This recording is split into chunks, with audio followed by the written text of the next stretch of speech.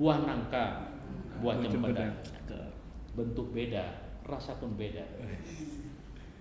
Nah, buah manggis, buah nanas, buah rambutan.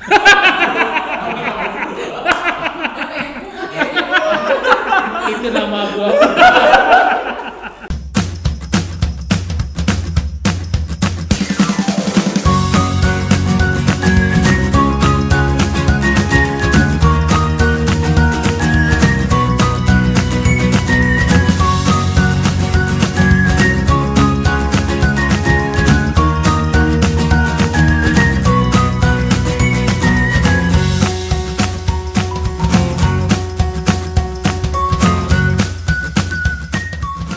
Assalamualaikum warahmatullahi wabarakatuh. Halo Sobat Cegah. Cegah. Apa kabar? Ketemu lagi dengan kita. Dua Halu. Hindari, antisipasi, laporkan penyalahgunaan. Oke. Terus semangat ya Bang hari ini. Semangat Bang. terus. Kita yang pertama tetap ngucapin selamat berpuasa. Selamat bagi berpuasa, kawan-kawan yang teman-teman. melaksanakan. Tetap Semoga semangat. lancar-lancar ya Betul. puasanya. Semangat sampai di akhir perjuangan kita, akhir bulan ya. Ya. Terus yang kedua, tetap semangat Bang. Ya. Dalam kondisi pandemi kita tetap produktif tanpa adiktif. Untuk teman-teman yang work from home maupun yang work from office, mudah-mudahan tetap bisa berkarya, tetap bisa berkinerja dengan baik. Oke. Tuh. Luar biasa, semangat. Baik, untuk kali ini. Nah, apa nih kali ini? Hari ini kita kedatangan episode spesial. Episode spesial. Episode spesial. Ya, karena ini kita kedatangan seorang figur yang luar biasa. Kita punya bintang tamu lagi nih. Betul. Bintang tamunya luar biasa. Luar biasa. Hari ini kita juga rada-rada grogi. Karena kita kedatangan seorang jenderal. Iya, siap. Saya punya cerita loh. Kalau kita punya cerita jenderal perang, itu sosok yang punya wibawa, Betul. perkasa dan terpercaya. Wah, gitu. Segala keputusan waktu di medan perang itu ada di tangan jenderal. Kebijakan dia yang ambil. Betul. Sama juga dengan kondisi kantor kita. Betul. Kalau kita kan perangnya perang melawan Narkotik. narkoba ya. Betul. Nah, jadi ya seperti itu juga. Kebijakan-kebijakan yang diambil, keputusan-keputusannya ya semuanya berkaitan erat dengan keberlangsungan kita laksanakan P4G. Betul sekali. Sementara kita menunggu kedatangan narasumber kita, Bang. Ya. Kita juga mau bahas sebenarnya beliau ini adalah seorang merupakan kepala Badan Narkotika Nasional. Kepala Badan PKLT. Betul. Ya, Brigjen Pol Dr. Andes Raja Haryono SHM Hum. Betul. Ya. Sembari kita menunggu sebenarnya kita mau bahas tentang ini, Bang, terkait dengan perkembangan narkotika di Kalimantan Timur. Nah, jadi kita mau bahas secara rinci karena beliau kan pakar deskal pakar lah terkait Iya. narkotik. Bisa dibilang seperti itu. Betul. Dia yang memimpin segala gerakan di Badan PKLT. Siap, Bapak. Selamat datang Bapak. Selamat datang. Silakan Bapak. Gimana kabar Pak hari ini? Ya, kabar baik-baik. Ya, mohon Siap. maaf terlambat saya datang, jalan tadi macet ini. Ada banjir tadi di daerah dekat kantor DPR samping tuh, terus arah ke BNN itu ada genangan air. Iya. Kebetulan tadi karena hujan, Pak ya. Betul. Jadi ada genangan air. Jadi macet. Enggak kalah seperti Jakarta juga. Calon ibu kota dong ya Pak. Nah, jalan ibu kota. Kalau Jakarta sekarang kan sepi. Iya, Pak. Nah, PSBB, Pak. sama dengan Samarinda. Siap. Beda-beda tipis. Tapi di sana tipisnya sedikit, sana tebal.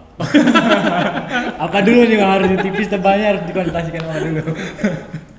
Ya, selamat datang Pak di podcast kami. Oke. Banyak yang kami ingin perbincangkan dengan Bapak. Kami juga ingin mengetahui seperti apa perkembangan yang ada di Kaltim terkait dengan peredaran dan penyalahgunaan narkoba. Kami ingin sedikit mencari tahu pandangan Bapak bagaimana. Ya, kalau kita berbicara masalah narkoba ini memang sangat banyak sekali permasalahannya ya. Tapi sebelumnya saya terima kasih kepada kedua Dua Halu, Pak. Siap. yang telah menyediakan waktu Siap. bisa bertemu. Ini sungguh baik sekali, bagus Siap. sekali. Terima kasih Pak. Perlu dipertahankan ya. Siap. Nah, dengan dikemas dengan baik supaya lebih dikenal. Siap. Tapi tentu dengan ada bahasa etika dan yang lain yang harus kita ikuti. Siap. Ya, tadi sampaikan perkembangan penyalahgunaan narkotika di wilayah Kalimantan Timur ini, khusus untuk masyarakat warga Kalimantan Timur, saya yakin sudah mengetahui lah di daerah-daerah mana saja yang dianggap rawan. tentang penyebaran narkotika dan penyalahgunanya sendiri. Tapi kita harus tahu bahwa narkotika bukan hanya Kaltim saja. Ya. Ini menjadi perhatian dunia sampai ke Indonesia, tapi kita skop untuk wilayah provinsi Kaltim saja yang tadinya berbatasan dengan negara tetangga Pak ya? tetangga Malaysia. Waktu itu Kaltara belum ada. Ya. Tapi sekarang Kaltara sudah ada, jadi ditangani oleh Kaltara. Akan tetapi di wilayah-wilayah tertentu yang di batas lautan itu mereka bisa saja tidak lewat wilayah Kaltara, dari sana masuk ke wilayah Kalimantan Timur. Seingat saya atau pada awal saya bertugas di Kalimantan Timur ini, tingkat kerawanan kita cukup tinggi secara nasional. Ya. Kita di posisi yang keempat kalau saya tidak salah untuk penyalahgunaan narkotika.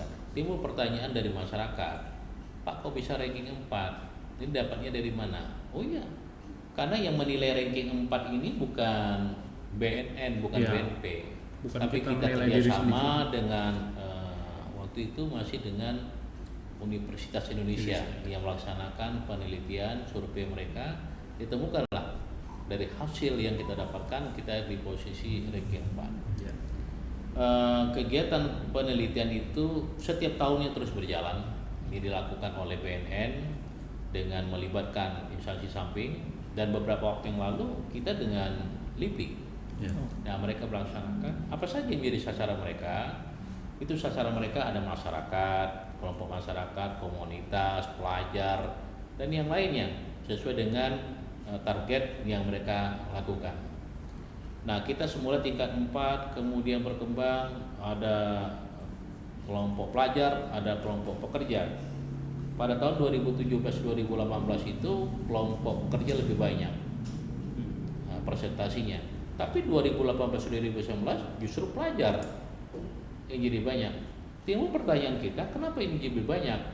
Nah, saya selaku kepala BNP waktu itu sempat berdiskusi apa yang memberikan kontribusi ini cukup banyak.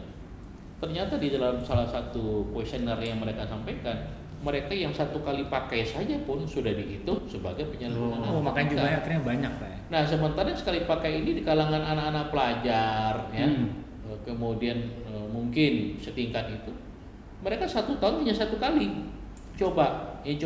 Tapi itu memberikan kontribusi menaikkan jumlah pengguna yang melakukan pelanggaran itu. Tapi belakang ini dengan pola yang lain, survei yang lain, sasaran lain, mengalami penurunan. Secara umum kita di wilayah Kalimantan Timur ini saat ini sudah jauh sekali ya, kita di urutan 23. Urutan 23 Pak. Dari 34 provinsi. Jadi turun 19 ranking. 19 peringkat ya, itu turun ya. Ini juga bukan hanya kerja kita. Kita juga tidak usah membanggakan diri ini kerja BNN, tidak.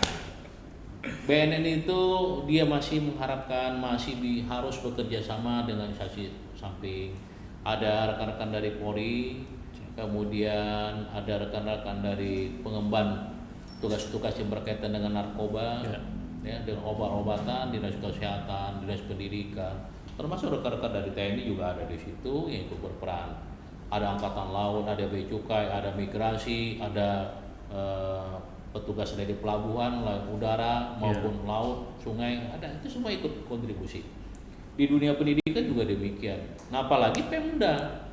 Nah, Pemda itu maupun provinsi dan kabupaten, mereka juga harus dapat memberikan kontribusi. Selama ini, syukur alhamdulillah sudah dapat membuktikan bahwa mereka juga bisa bekerja sama dengan kita, sudah bisa bekerja sama dengan petugas-petugas lainnya, terutama dalam rangka melakukan tindakan pencegahan. Ya, betul. Nah, pencegahan ini kami dari BNN tidak bisa sendiri.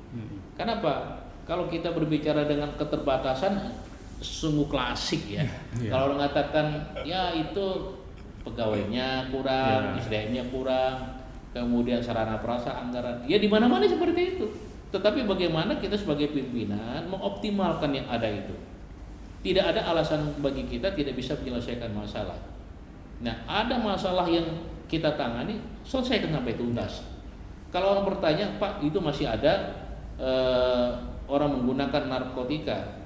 Ya, kalau kebetulan belum kita dapat, kita terbuka tidak ada, ya bisa saja terjadi. Betul. Selama ada supply, ada demand, ini akan terjadi di mana, termasuk wilayah Kalimantan Timur. Kita juga harus senantiasa ikut peduli. Kami mengajak kepada segenap lapisan masyarakat, instansi terkait untuk menyelamatkan putra-putri mereka. Gak usah kita berbicara muluk-muluk dulu lah. Kalau masing-masing kepala keluarga rumah tangga, kemudian dari komunitas menghimbau, mengajak putra-putrinya, rekannya, keluarganya, mulai dari yang kelompok kecil sampai besar, saya yakin ini dapat memberikan kontribusi bahwa pengguna narkotika di wilayah Kalimantan Timur khususnya ini akan semakin membaik atau menurun. Wilayah kita ini di Kalimantan Timur rawannya pertama Samarinda, kemudian nanti Balikpapan dengan Tenggarong. Kalau Balikpapan Tenggarong itu fluktuatif, kadang-kadang Tenggarongnya duluan lebih tinggi atau Balikpapan. Nah, Bontang, kemudian wilayah-wilayah yang ke arah utara juga demikian, selalu fluktuatif. Bulan ini dia meningkat, tapi bulan berikutnya tidak. Hitungan tahun juga begitu. Bontang juga sudah menunjukkan angka-angka meningkat. Di samping Brau yang jauh di sana berbatasan dengan wilayah Kalimantan Utara juga menjadi perhatian khusus. Di wilayah Kalimantan Timur ini ya kita juga berharap kepada pemerintah, kemudian kesatuan pusat di BNN. Dari 10 kabupaten kota kita baru memiliki 3 BNK, 1 BNP. Jadi sangat sulit untuk mengcover wilayah-wilayah jauh. Bagi kita tidak jadi masalah. Ya, kita akan bekerja maksimal secara profesional. Kita akan memanfaatkan instansi samping komunitas yang ada dan jaringan-jaringan relawan kita untuk dapat memberikan informasi. Keberhasilan tangan oleh BNP itu juga banyak informasi-informasi yang dapat dari masyarakat. Ya. Baik mereka laporkan dengan kita langsung di BNP atau di BNK, bahkan mereka informasikan ke pusat, ke BNN. Dari BNN menginformasikan kepada kita, kemudian kita kerjasama, kita lidiki, kalau memang terbukti kita tangani. Harapan kami ini kepada masyarakat yang kebetulan mungkin menonton ya, adik-adik para pelajar, ibu-ibu rumah tangga, dan bapak-bapak yang ada sebagai stakeholder yang ada, komunitas yang ada, marilah kita sama-sama ikut peduli untuk menyelamatkan anak bangsa ini. Karena kalau kita tidak selamatkan, kita akan merasa rugi. Generasi penerus kita tidak bisa berkompetensi dengan yang lainnya. Diharapkan dengan situasi Kalimantan Timur yang kemarin sudah dicanangkan, bahkan sudah sampai ke menjadi ibu kota negara. Jadi kalau kita ke Jakarta itu sekarang kita pulang mudik. Kembali kan. Dulu kita kalau misalnya ke Jakarta ke ibu kota. Ya. Nanti kalau kita ke Kaltim, ibu kotanya di Kaltim, ke Jakarta pulang kampung. Kalau ke Jakarta artinya kita ke daerah. itu kenyataannya ya. Kemudian kita menghimbau kepada masyarakat jangan sungkan, jangan ragu, jangan khawatir untuk melaporkan. Ya, jadi melaporkan apabila ada hal yang diketahui berkaitan dengan penyalahguna, ya orang menggunakan atau ada peredaran obat yang diketahui oleh dia, informasikan kepada siapa? Kepada petugas, ada dari BNN, ada dari Polri, ada yang lain juga, sampaikan. Prinsipnya kita bersama, kita bisa berkoordinasi dan kita bisa berkolaborasi dalam melaksanakan tugas. Nah, kan tidak ada kepentingan lain. Kita hanya ingin kepentingan menyelamatkan putra-putri kita agar jangan mereka terjerat narkoba. Kalau mereka sudah terjerat, sangat sulit untuk memulihkannya. Ingatkan kepada putra-putri kita, awasi, sampaikan, jangan pernah coba-coba. Ada pemulihan, iya betul, ada rehab, ya betul. Apakah rehab itu bisa kembali 100%? Ya, tidak mungkin. Tidak mungkin. Nah, apakah dia bisa pulih lagi seperti semula? Kalau mereka sudah ketergantungan, wah ini sangat berat. Ya. Hari ini dia tidak pakai, ya tapi besok lusa dia tetap akan pakai. Hari ini tidak tertangkap, besok lusa dia akan tertangkap. Ini masalah waktu. Kalau orang sudah kecanduan, tetap akan melaksanakan itu. Nah ini yang terjadi. Kalau kita katakan, oh Pak bagaimana peredar? Ya, ada demand, ada supply, harganya sangat menggiurkan mungkin oleh kalangan mereka. Tapi jangan itulah, masih ada kegiatan-kegiatan yang lain untuk jadikan penghasilan untuk memenuhi kebutuhan rumah tangga. Kasihan kita, karena efeknya itu ke fisik, ke otak, ke pikiran, ke saraf. Nah kalau dia masih muda-muda, ada yang ngelem, ada makan obat, ada campur-campur jenis narkotika, semuanya. Nah karena prekursor yang ada, prekursor itu kan bahan-bahan yang bisa dibuat untuk menjadi narkotika. Nah ini juga kita berharap di tempat-tempat menyediakan tidak menjual terlalu gampang untuk itu. Secara bebas. Ya, secara bebas. Ada Balai POM juga, kita sudah koordinasi juga dengan pihak-pihak Balai POM. Bagaimana kita mengawasi bersama-sama. Kita tidak inginkan masyarakat kita wilayah Kalimantan Timur itu banyak yang terpapar narkotika. Kalau ternyata bapak-bapak, ibu-ibu menemukan ada narkotika, mereka pakai, kemudian mereka ketergantungan atau jadi pemakai, ingin direhab. Nah laporkan. Sesungguhnya rehabilitasi yang dikeluarkan, yang dilaksanakan oleh BNN itu gratis, tidak bayar. Ya. Tergantung orang tua, jangan lagi menganggap ini adalah aib, nggak usah. Itu malu nanti keluarga segala macam, nggak usah. Kita selamatkan dan kami di BNN ini akan siap sedia menampungnya. Kegiatan-kegiatan. Nah kegiatan di BNN ada kegiatan pencegahan, kegiatan pemberantasan kita laksanakan, termasuk pemeriksaan untuk mereka kena narkoba atau tidak, tes urin, SKPN itu. Kemudian ada peraturan presiden yang kita laksanakan, Impres maksud saya, kita laksanakan ASN, TNI dan Polri untuk ikut melaksanakan itu, sosialisasi, tes urin, bentuk satgas, semuanya. Di antaranya itu yang ini sudah berjalan di kabupaten, dan kita juga berharap kabupaten-kabupaten belum maksimal laksanakan itu bisa melaksanakan. Karena ada impres baru lagi yang harus kita tindaklanjuti, ada surat edaran yang memang tidak bisa dijelaskan saat ini dengan waktu yang relatif singkat. Kemudian kalau kita hadapkan situasi tahun ini sekitar tahun 2020, kemudian siapa yang sangka di dunia ini, saya katakan dunia kenapa? Karena di semua negara mengalami pandemi betul. Corona. Nah, jadi kendala di COVID-19 ini sebenarnya apa sih Pak yang jadi kendala dalam pelaksanaan program P4GN? Ya.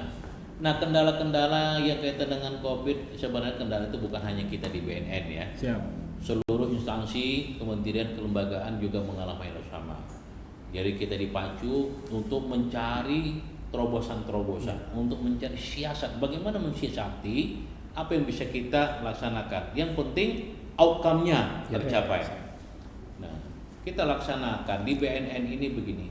Kita selama ini banyak kegiatan penyuluhan, pencegahan, bertemu langsung, bertatap muka, menghadirkan orang-orang banyak. Nah, di sana saat ini kan tidak diperbolehkan, dilarang. Tidak boleh kita mengumpulkan orang banyak dan yang lain. Bahkan kegiatan-kegiatan ibadah dan yang lain kan sudah diatur. Ini semua adalah rangka mencegah jangan banyak korban yang terjadi. Nah kita juga bagaimana bisa memanfaatkan sarana medsos, sarana IT. Nah saat ini kita juga untuk bapak-bapak ketahui yang di tanah air, di wilayah Kalimantan Timur ini, kita menggunakan IT, medsos, video conference, ya, pakai handphone kita bisa. Jadi kita ada kegiatan work for home, membatasi mereka kerja di rumah. Kemudian membatasi bagaimana jumlah pegawai ini dia tetap kerja tapi tidak di kantor, kerja di rumah. Mereka tetap berkomunikasi. Kita gunakan sarana handphone, sarana TV dan lain, telekonferensi. Nah, tugas dan tanggung jawab pimpinan masing-masing untuk mengecek keberadaannya. Nah, kita juga bisa memberikan informasi kepada orang-orang tertentu yang merupakan tanggung jawab petugas, terutama rehab. Dia bisa pakai handphone. Video call dia bisa melihat, ya orang-orang itu dia bisa lihat. Nah kemudian apa lagi? Nah ini saat ini dua halo apa namanya ini? Ini adalah sarana yang bisa kita memberikan informasi Siap. kepada tengah-tengah masyarakat, bukan hanya kepada intern kita, tapi juga kepada masyarakat tentang situasi perkembangan yang ada. Nah, masyarakat juga bisa menanggapi. Ya. Siap. Yang perlu saya ingatkan, marilah kita jangan menyampaikan berita-berita hoax. Siap. Ya, kita sampaikan fakta. Dan jangan kita juga begitu dapat informasi tanpa kita teliti, tanpa kita cermati, tanpa kita tahu, kita langsung share. Yeah. Ternyata yang kita share itu berita-berita hoax. Hoax. Ini kita Betul. juga termasuk bagian dari yang menyebar. Yeah. Nah, ini kita tidak inginkan itu. Nah, untuk rekan-rekan para pemuda komunitas yang ada di wilayah Kaltim ini, ya saya juga cukup bangga lah. Banyak yang sudah memberikan informasi-informasi kepada kita, informasi positif dalam rangka menghindari penyalahgunaan narkotika. Karena mereka juga tidak inginkan wilayahnya, daerahnya dikatakan daerah narkotika. Iya, betul. Walaupun kita tahu ada beberapa tempat saat ini, tapi kan sudah mulai dipolos, sudah mulai ditertibkan. Baik dari BNN, dari Polri, dari Pemdanya, dari Kesbang, Satpol PP, dan yang lainnya. Dan termasuk instansi yang ikut mendukung mengurangi itu. Ini sudah berjalan. Ya. Nah, kemudian kita juga mencoba bagaimana bisa berkomunikasi antara pemerintah, Ya. baik vertikal maupun dari pemerintah daerah sendiri untuk saling bisa mendukung. Kita sudah koordinasikan dengan provinsi, kemudian kita sudah koordinasikan dengan DPR, tokoh masyarakat, dunia pendidikan, dan yang lainnya cukup banyak, terutama dinas pendidikan, sosial yang selalu berhubungan dengan kita. Ya, tapi begini juga untuk diketahui oleh masyarakat, BNN itu juga tidak terfokus kepada upaya penindakan. Ya, betul. Ya, ada tanggung jawab dari BNN itu untuk melakukan upaya-upaya pencegahan dan rehabilitasi. Nah, rehabilitasi itu sendiri itu memang adanya di BNN. Ya. Di BNN, di Polri sendiri itu tidak ada. Ya. Jadi Polri sendiri pun kalau ada masalah yang berkaitan dengan rehabilitasi, mereka akan sampaikan ke BNN. Ya. Nah, demikian juga untuk minta surat keterangan bebas narkotika khusus untuk pilkada Ya, itu betul. BNN, dan itu sudah disepakati dari dinas kesehatan juga itu Polri. Kalau untuk pekerjaan, untuk melamar sekolah dan yang lainnya masih ada instansi lain yang menanganinya, ya, tentu dengan sesuai aturan-aturan yang berlaku sesuai dengan perizinannya. Ya. Nah, Prosedur apa Pak sebenarnya? nah itu. Jadi prosedurnya mereka sudah datang ke sini, kita akan adakan apa namanya itu ya, semacam Asesmen, tim Pak? asesmen. Siap. Ya, asesmen. Jadi asesmen itu ada tim asesmen terpadu. Ya. Tim asesmen terpadu itu ada di BNP atau di BNK. Siapa petugasnya? Ada penyidik Polri atau penyidik BNN yang menangani perkara itu. Ada pihak kejaksaan, kemudian ada dokternya, Ya. ada analisnya, kemudian ada Psikolog juga ada, Pak ya? psikolognya ada, kemudian kumham yang berkaitan dengan anak di bawah umur juga ada. Nah, selain petugas dari berantasnya, ya, petugas dari rehabilitasi.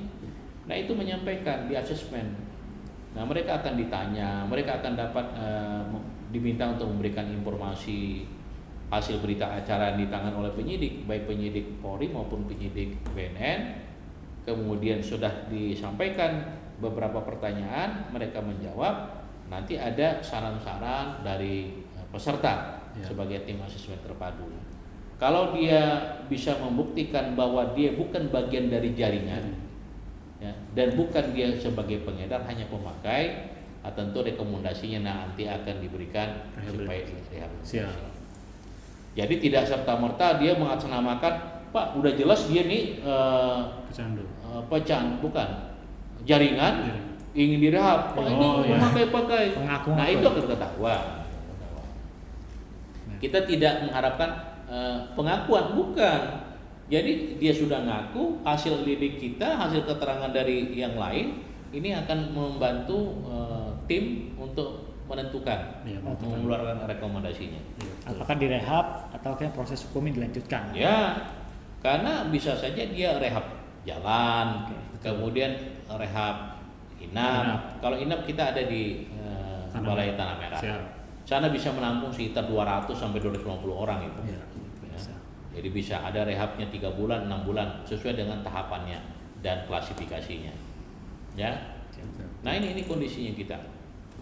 Baik, kita juga mau ucapin nih Bang, karena terkait dengan pelaksanaan podcast pada Iya, betul. kali ini sebenarnya atas persetujuan dan restu dari beliau. Ya, kami seperti tadi Bapak bilang, kami berterima kasih sekali juga Pak, Ya. bahwa inovasi-inovasi yang kami lakukan juga didukung oleh pimpinan. Gitu, kami sangat mengeluarkan ide apa, Bapak menyetujui dengan pengawasan dan penanggung-jawaban. Ya kita juga berterima kasih sekali Pak, dengan ide-ide kami bisa terlaksana. Gitu. Ya, saya juga berharap kepada staf pegawai yang Siap. ada, ini sarana untuk menyampaikan informasi dan menerima informasi. Mamparkan ini dengan baik, Siap. berikan informasi yang terkini, up to date Ya. ya. Jadi langsung kepada masyarakat dengan bahasa-bahasa yang ringan. Ya, Oh, betul, iya. Pak. Ya karena kalau bahasa-bahasa berat macam kuliah orang nggak mau denger. Apalagi kalau lama-lama kan, Iya. lama sekali ini tanya. Dia diselingi hibur-hiburan, ada tawa-tawa, ada lucu-lucu, atau stand up komedi. Iya, betul. Nah, Siap. Perlu ini. kalau kita diminta stand up komedi bisa, tapi berani tidak. Ada bayaran Bang. Iya, makanya berat juga ini. Ya mudah-mudahan channel ini bisa berkembang terus Pak, informasinya juga nanti semoga semakin tajam gitu Pak. Ya saya ucapkan selamat kepada Duh, halo. Wo Gondol tadi. Yang telah berinisiatif membuat ini bagus, dipertahankan. Siap. Nanti cari berita-berita dengan narasumber yang berbeda-beda. Siap. Nah, menyampaikan informasi positif dan jangan terlalu kaku. Siap. Jangan terlalu kaku. Selingin dengan acara-acara ada canda tawa dan yang lainnya. Jangan juga berita-beritanya yang tidak up to date. Iya. Siap. Seperti kemarin kan kita ada nangani kasus narkotika yang sampai 30 kilo lebih, Siap. kemudian 5 kilo, itu juga hasil koordinasi kita kerjasama dengan BNN Pusat, kemudian dengan Bea Cukai, dengan Angkatan Laut, dengan Bea Cukai, Angkatan Laut, kemudian BNN sendiri kita. Iya. Nah, kita selalu untuk berkoordinasi untuk itu. Ya, ini jadi acuan kita juga nih Al, supaya berita-berita kita tuh terus update terus gitu. Jadi kita mengikuti perkembangan yang ada. Iya. Oke, baik. Tiba kita di ujung. Kalau yang sedikit aku tangkap Potong. dari pembicaraan Bapak, Oke. sebenarnya BNN ini nggak bisa bekerja tanpa koordinasi dengan berbagai macam bidang ya. Organisasi terkait. Bukan tidak bisa bekerja, Siap. bisa bekerja, tapi tidak bisa maksimal. Tidak bisa maksimal, betul Bapak. Tidak bisa maksimal. Jadi Oke, perlu dukungan dari perlu dukungan. termasuk Pemda dan masyarakat luas pada umumnya. Iya, kita di tahun-tahun sebelumnya juga termasuk tahun ini juga terus berkoordinasi dengan OPD supaya kegiatan bisa berjalan. Yang terbaru juga kita ada Inpres supaya itu juga bisa Ya, terus Inpres berlangsung nomor dengan 2 baik. Bang, tahun 2020. Ya, pertama dengan itu. Yang kedua, kita perlu sekali dengan masyarakat. Betul. Masyarakat itu perlu sekali kita berkoordinasi langsung. Penangkapan yang kita lakukan banyak sekali itu dari informasi masyarakat. Iya, harus kita jalin komunikasi yang erat. Nah, pada kesempatan ini saya juga titip pesan lah ya, titip pesan kepada seluruh masyarakat siapapun yang menyaksikan acara ini. Mari kita sama-sama ikut peduli menyelamatkan putra-putri kita untuk menghindari penyalahgunaan narkotika, segala bentuk jenis narkotika, karena nantinya berdampak kepada dirinya pribadi, kemudian keluarga dan adik tolannya, dampaknya sampai ke sana. Kalau mereka ada keterlibatan yang berkaitan dengan kelompok itu sendiri, ini yang kita harapkan. Kemudian jagalah diri kita masing-masing, jaga putra-putri kita, jangan sampai mereka mudah diperalat oleh kelompok-kelompok lain untuk mencari keuntungan kepentingan pribadi dan kelompoknya. ingatkan kepada keluarga kita diperkuat pondasi agama, karena ternyata yang kita proses, kita tangani itu banyak pondasi agamanya yang tidak kuat. Kalau pondasi agamanya kuat, agama apapun dia, kalau pondasi agamanya kuat, dia bisa menghindarkan itu. Contoh kita di bulan suci Ramadan sekarang ini, kita puasa, dikasih minum, enggak mau kita, walaupun kita haus, Betul. ya, tidak mau. Nah itu juga seperti itu. Kalau dia bisa membatasin itu, waduh itu amat Sudah menjadi benteng Pak ya. Betul, jadi pesannya Pak Kepala itu mengatakan bahwa agama yang paling penting. Iya, Sebagai fondasi. Setelah itu keluarga Iya, juga punya betul. peran penting untuk mencegah agama, keluarga, kepedulian masyarakat, komunitas, instansi itu harus ikut bersama-sama, bisa bekerja sama. Jangan hindarilah ego-ego sektoral ini. Betul. Tidak, oh ini enggak ada, kita tidak ada. Kita BNN itu ada tangkapan bersama-sama dengan Bea Cukai, dengan Angkatan Laut, di darat dengan Angkatan Darat, kepolisian. Kalau ketangkap bersama, kita sama kan, ekspos sama-sama. Iya. Ini hasil kebersamaan kita. Jadi ego sektoral, kita rubah mindset kita itu. Jangan ada ego-ego sektoral lagi. Kita menyelamatkan anak bangsa ini, generasi penerus sebagai calon pimpinan di masa yang akan datang. Ya. Iya. Itulah pesan dari Kepala BNN Iya. Kaltim. Jadi sekaligus mungkin closing statement. Berisi dari- sekali tadi, sekaligus closing statement Iya, dari Bapak. ingat dua hal sih Bang, Iya. kuatkan agama sama keluarga sebagai benteng utama untuk Betul, mencegah. betul. Baik, mungkin itu untuk episode kali ini. Ya. Kita juga mengucapkan terima kasih atas kehadiran Kepala BNN. Terima kasih Pak atas kehadirannya. Ya, terima kasih. Selamat berpuasa bagi mereka yang menunaikan ibadah puasa. Siap. Ya, siap. Ya, mudah-mudahan dengan puasa ini meningkatkan iman dan takwa kita, Amin. bisa meningkatkan hawa nafsu kita, membatasi. Amin. Kita tidak mau berbuat yang tidak baik, Amin. ya, karena dilarang oleh agama. Siap. Kemudian kita juga tidak mau melakukan karena itu yang memang tidak diperbolehkan. Betul. Agama mengaturnya, negara juga mengaturnya. Itu saja. Yang lain ini saya mungkin tidak perlu masukkan, yang jenggot-jenggotnya enggak. Itu nanti ya ringan dan lucu. Nah, Siap. ya. Kalau dia mau pantun silakan aja pantun. Mungkin bisa Pak, saya tutup dengan pantun Pak. Oke, Oke, mungkin itu kawan-kawan, sahabat cegah untuk episode kali ini. Kita akan berjumpa lagi di episode selanjutnya. Saya ingatkan jangan lupa like, subscribe, and comment untuk channel YouTube BNN Prof Kaltim. Baik, kali ini akan di closing oleh Bang Mike dengan pantun yang luar biasa. Pagi-pagi berangkat ke Mekah, Cakep. singgah sebentar membeli kurma. Luar biasa. Semoga podcast ini menjadi berkah, memberi manfaat untuk kita semua. Oke, luar biasa. Terima kasih kawan-kawan. Terima kasih Sobat Cegah. Assalamualaikum Assalamualaikum warahmatullahi wabarakatuh.